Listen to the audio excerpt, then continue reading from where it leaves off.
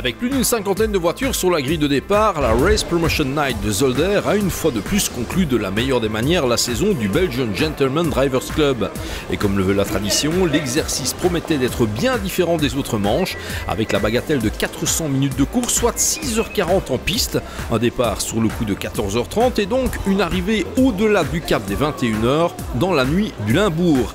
Et si les titres dans les divisions 1 et 3 étaient déjà tombés, cette épreuve hors norme plaît aux concurrents qui tiennent tous à conclure l'année sur un résultat de choix, à condition néanmoins de bien respecter la barre des 95 décibels fixée bien malgré lui par le circuit de Zolder, ce qui n'a pas été sans entraîner l'une ou l'autre désillusion durant cette journée placée sous le signe de l'été indien. C'est en effet dans des conditions parfaites que la course pouvait s'élancer sous la conduite des meilleurs bolides de la Division 3, mais aussi des BMW M235i de la Racing Cup Belgium, qui avaient une nouvelle fois rejoint le BGDC pour cette grande finale de la saison.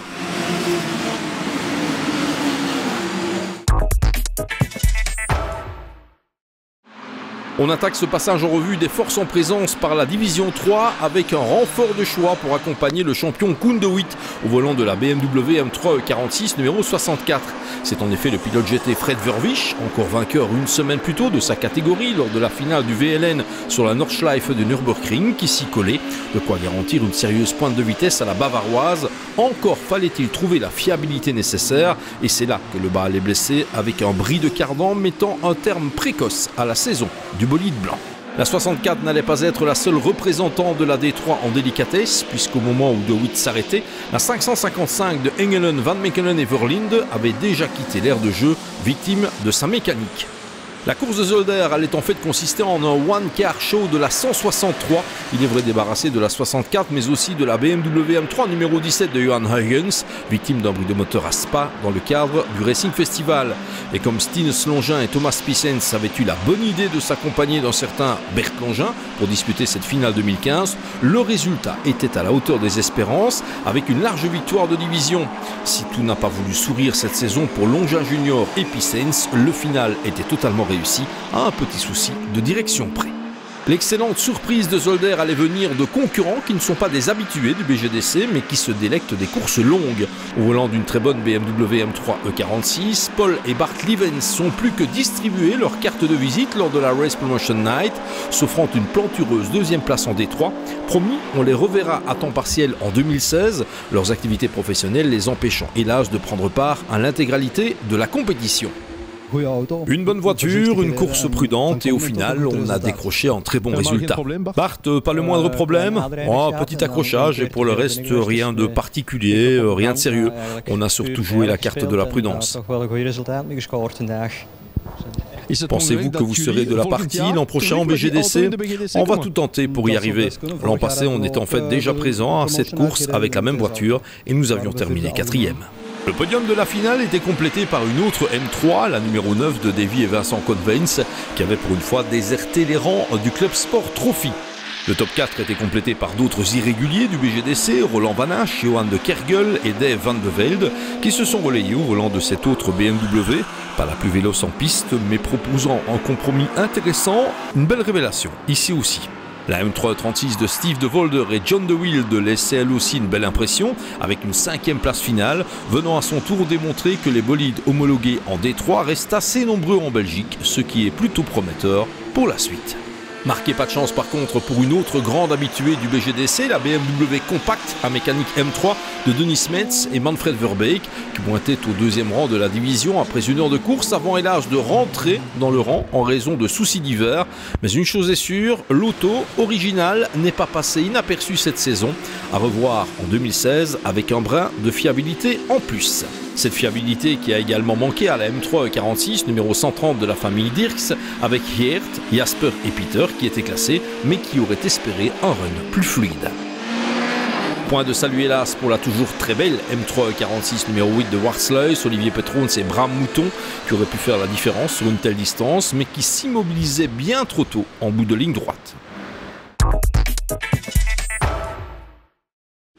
On passe à la division 1 où la grande question que tout le monde se posait à Zolder concernait le niveau de fiabilité des Peugeot RCZ Cup sur une distance aussi longue. Après avoir copieusement dominé la saison, les Lions allaient en fait avaler sans trop broncher les 6h40 de course pour signer un imparable doublé de plus. Et pourtant, dans le clan Same Speed, on avait décidé de relever un nouveau défi à l'occasion de cette finale. L'habituel numéro 1 était en effet resté au garage. Benoît et François lui préférant cette toute nouvelle RCZ en version strictement Cup.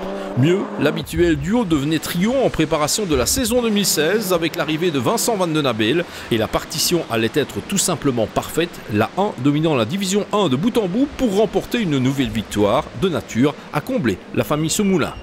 C'est un super challenge aussi pour nous parce qu'il faut savoir qu'on n'a pas roulé avec notre une, mais comme vous avez pu certainement l'entendre, on a fait l'acquisition de 2 nouvelles RCZ et on a fait le challenge, elles sont arrivées dimanche, on a fait le challenge de repartir avec une autre RCZ et de voir comment ça allait se passer. Et ça s'est très bien passé, l'équipe a fait un boulot monstrueux pendant la semaine. On est venu rouler jeudi avec Vincent pour que Vincent prenne connaissance de la voiture. Il s'est très vite adapté à la voiture et je suis très content, magnifique. François, de l'extérieur, c'était une course qui semblait simple, mais il a fallu éviter les embûches pendant 6h40. Tout à fait, 6h40, c'est plus une course d'endurance qu'un sprint.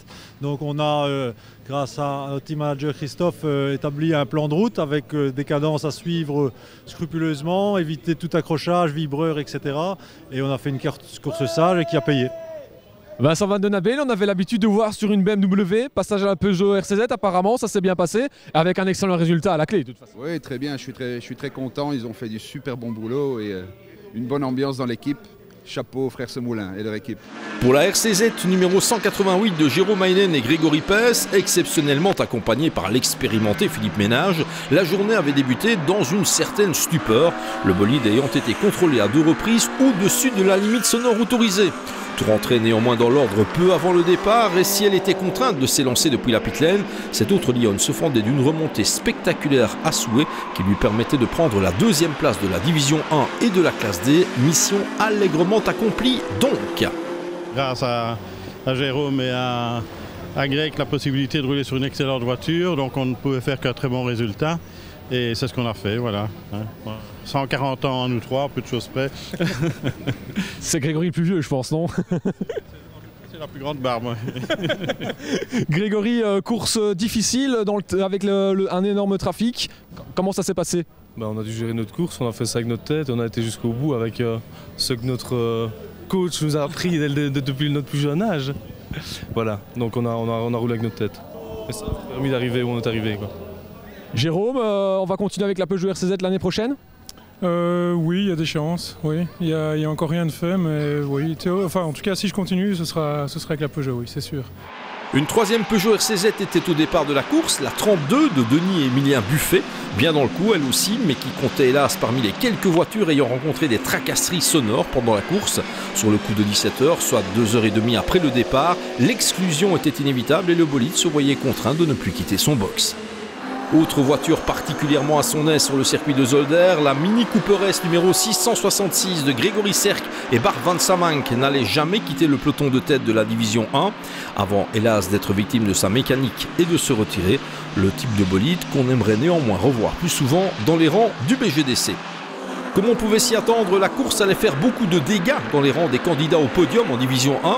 Ce qui était moins prévisible, c'est que ces soucis mécaniques allaient frapper le groupe des Clio, qui misait justement sur la longueur exceptionnelle de cette course pour faire la différence. À commencer par les lauréats de la classe D, ici même, 12 mois plus tôt, la 110 de Michael Divois et Patrick Asnon, qui faisaient pour l'occasion cause commune avec Gaël Frère et Gaëtan Ayot. On avait Gaël Frère dans l'équipe, donc c'est pour ça que ça a été moins évident. Non, je déconne. Non, on pense aller très vite et aujourd'hui, c'est vrai que ça n'a pas été. Donc on a voulu imiter la casse. On a un problème sur un cylindre, donc je préférais arrêter aujourd'hui et ne pas casser un moteur. C'était comment sur la piste, Patrick? Des bonnes conditions de piste, cela dit. Très bien, pas de souci. La voiture, c'est génial avec des palettes. C'est la première fois que je roulais avec des palettes. Je crois que je ne veux plus que ça. Donc, dommage pour la casse. Ça sera pour l'année prochaine. Bon, vous repartez à vous deux finalement l'année prochaine? Oh bah oui, oui, jusqu'à la pension. Encore moins de réussite pour la 10, habituellement pilotée par le duo d'Ivoire-Asnon, qui était cette fois confié à Marc Michalakis, Christophe Kempler, Carlo Marcion et Marc Degan. Le bolide disparaissait du classement après 36 tours seulement. Que dire alors de la numéro 117 de Christophe Van Riet et Christopher Cartegnan, première lauréate de la saison en classe D, dont les pilotes retrouvaient avec délectation l'ambiance du BGDC, accompagné du jeune Mathieu Detry. Ici aussi, la mécanique finissait par s'essouffler, quand bien même le bolide apparaissait dans le classement final. Le cas le plus malheureux était sans doute celui de la Clio numéro 62 de Philippe Bracquevelt et Daniel Brown, bolide pointant dans le groupe de tête avant de sortir de la piste après 4 heures de course, avec réception violente contre le mur, abandon. Si la Renault Clio numéro 69 de Thomas Layton et Rogier Van Kuijk n'allait pas très loin elle non plus, la palme de la malchance revenait assurément à la 37 d'Hervé Degé, Olivier Debrou et Jonathan Peters, dont la course était ruinée par une BMW M235i ayant clairement loupé son point de freinage avec réception contre le bolide bleu et blanc. Elle est aussi partie des stands en raison de soucis sonores. La Clio numéro 503 de François Jeuken, Michael Schmetz, Greg Van Ettelbosch et Jérémy Prinsen voyait sa spectaculaire remontée arrêtée net pour une raison mécanique également, alors qu'elle avait accompli 139 tours. De cette liste de retraits et désillusions, on peut ajouter la Honda S2000 du Hollandais Ragnar van der Heyden et du Luxembourgeois Patrick Dubois, dont la mécanique finissait par chauffer. Le malheur des uns faisant toujours le bonheur des autres, c'est la Renault Clio numéro 28 qui surgissait en fin de parcours pour arracher la 3e place en classe D, la première du groupe de chasse derrière les RCZ. Une magnifique façon de terminer la saison pour Angélique Charlier et Olivier Ziegenthaler, rejoint pour l'occasion par Patrice Lacroix, habituel pilote de Honda Civic, mais aussi Sarah Bovy, qui a parachevé d'excellente manière une campagne 2015 de toute bonne facture. Et des filles sur le podium, nous, on aime ça. J'étais très impatiente de découvrir cette formule que j'avais pas encore eu l'occasion de voir jusqu'à maintenant. Je suis super heureuse d'avoir pu revenir en Belgique pour une dernière course sur l'année, en plus si bien entourée, vraiment une très chouette voiture, une très bonne ambiance. Donc ça se termine par un podium, c'est la cerise sur le gâteau, ça c'est sûr. Il y a eu un petit pépin physique, ça vous a pas trop handicapé? Ouais, j'ai l'épaule un peu froissée, luxée, enfin je sais pas exactement, c'est sûr que je serai contente de voir l'ostéo demain. Ouais. Alors Angélique, vous êtes plus habitué au BGDC, mais est-ce qu'il ne s'agit pas d'un premier podium pour vous? Si, tout à fait. Donc premier podium, magnifique franchement. On n'en attendait pas autant, mais vu que ça arrêtait là, on s'est dit pourquoi pas. Donc non, c'est vrai qu'on est très très contents.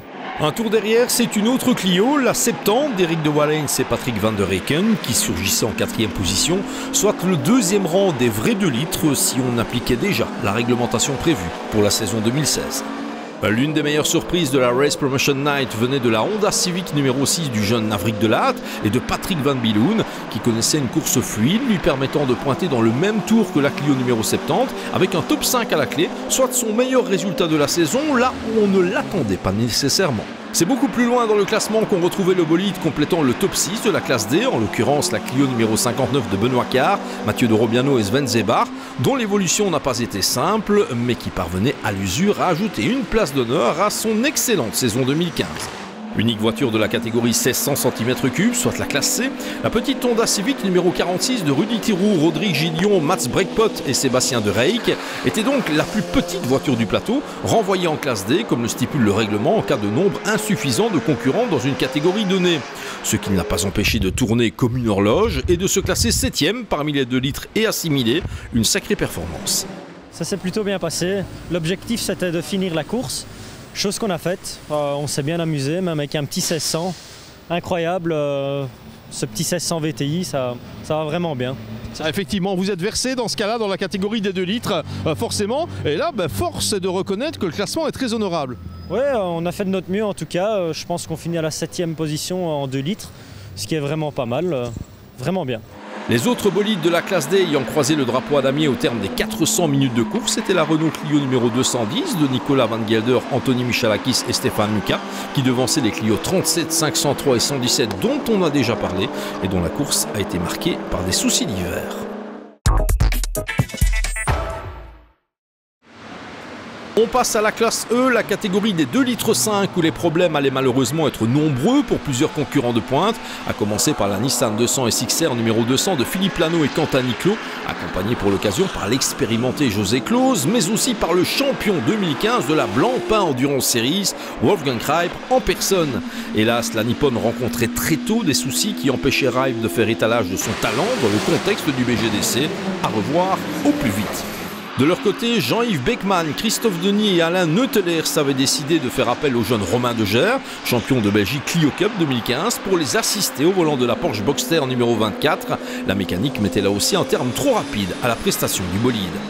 Abandon également pour la BMW Coupé E36 numéro 19 de Ludovic Fava et Gaëtan Vautier, dont le compteur restait bloqué sur 45 petits tours. Dans ces conditions et sur une telle distance, la palme allait revenir à l'une des plus anciennes voitures du plateau, la BMW M3 E30 numéro 83 d'Edwin Beyers, Pascal Dekers et Ronnie van der Water, qui se fendait d'une course tout simplement remarquable, lui permettant non seulement de décrocher la victoire dans la classe E de la division 1, mais aussi de monter sur la plus petite marche du podium de la D1, toute classe confondue, un vrai tour de force pour l'équipage de la Bavaroise.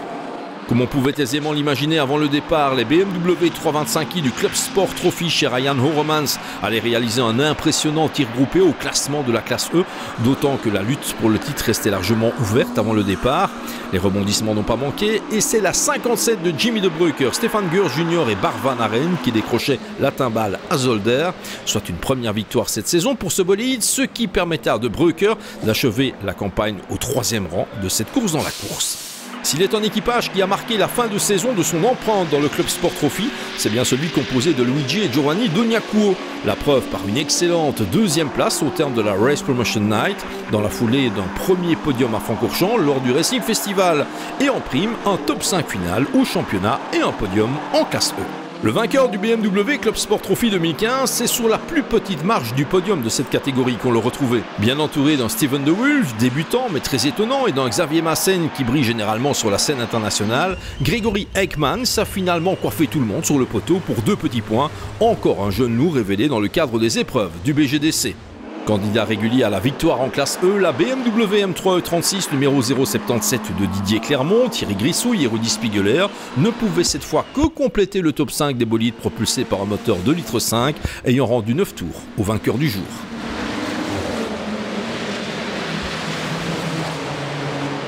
La 077 devançait 2 jeunes loups comptant sans doute parmi les plus déçus au terme du BMW Club Sport Trophy, en l'occurrence Bernard Klaas et Cédric Wouters qui ont cru en leur chance de titre jusqu'au bout mais qui échouaient finalement pour 2 petits points face à Grégory Ekmans.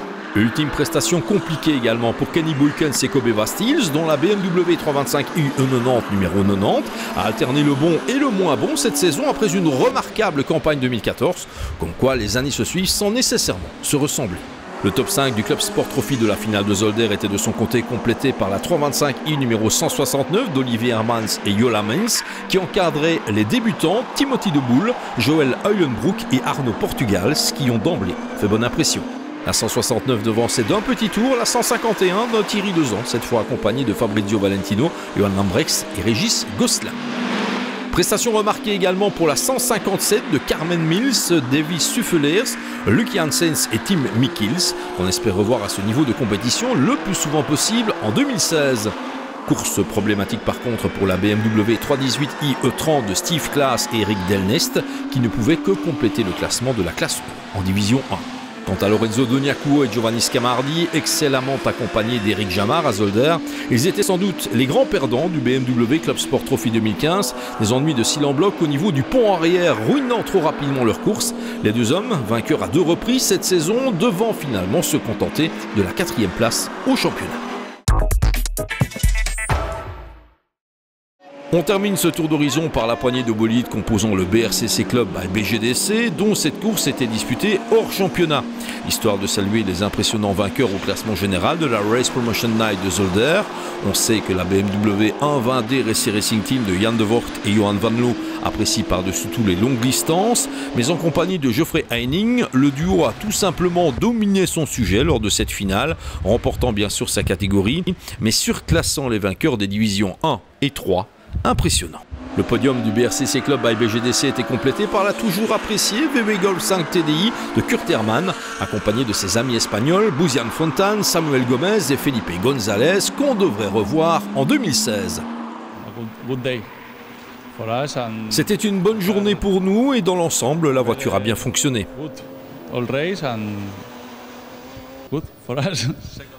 Comment avez-vous trouvé ce BGDC cette année? Vous avez pris du plaisir à rouler en Belgique? Ah, c'était très amusant en effet. On a disputé 4 courses cette année et les résultats ont suivi.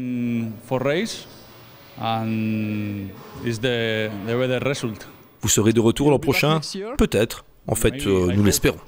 Pour René Daniel, Xavier Daniels et Michel Gillot, cette joute de 400 minutes était sans doute un peu longue, le redoutable Renault 21 Turbo ayant démontré à bien des reprises cette saison qu'elle était à l'aise sur de plus courtes distances. Le bolide français concédait 46 tours à la BMW de tête au terme des 400 minutes de course.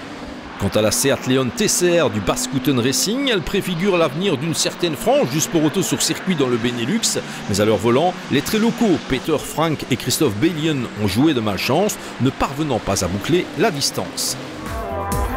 Voilà, c'est sur une remise de prix presque aussi longue que la course en elle-même que s'est refermée la saison 2016 du Belgian Gentleman Drivers Club.